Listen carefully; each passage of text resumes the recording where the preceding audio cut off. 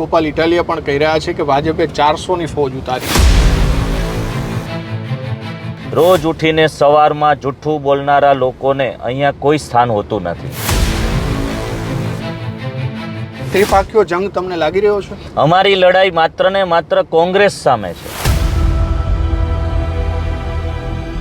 ગટરના પ્રશ્નો છે, પાણીનો સૌની યોજના અત્યાર સુધી અહીંયા પહોંચી નથી તેવું પણ લોકો કહી રહ્યા છે. ગોપાલ ઇટાલિયા કહી રહ્યા છે, કોંગ્રેસ કહી રહી છે.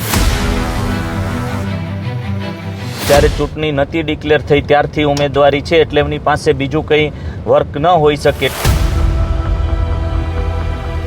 આવેદનપત્ર આપવાવાળા ધારાસભ્યની અહીંયા કાંઈ જરૂર નથી.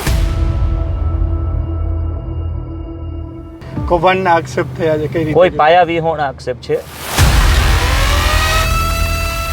અને એ તો એ લોકોનું કામ જ છે વિડિયા બનાવવા, ગમે ત્યારે ગમે તે જૂઠું બોલવું, રોજ રોજ નવા આક્ષેપો કરવા. જયેશભાઈ રાદડિયા જે છે જેતપુર જામકંડોળાના ધારાસભ્ય, તેમને મહત્વની જવાબદારી જે છે તે આપની સીટની સોંપવામાં આવી છે, કેટલો વિશ્વાસ? જયેશભાઈ મારા મોટા ભાઈ છે. આધાર કાર્ડ જે છે તે ઘણા લોકોના અહીંયા નથી, કોને આવા ટાર્ગેટ કરી રહ્યા છો? ઘણા બધા, દાખલા તરીકે કિરીટભાઈ, એક નિવેદન આપનું હતું જ્યારે તમે કદાચ સભા કરી ત્યારનું હશે, પેરિસ જેવા રોડની વાત થઈ રહી છે.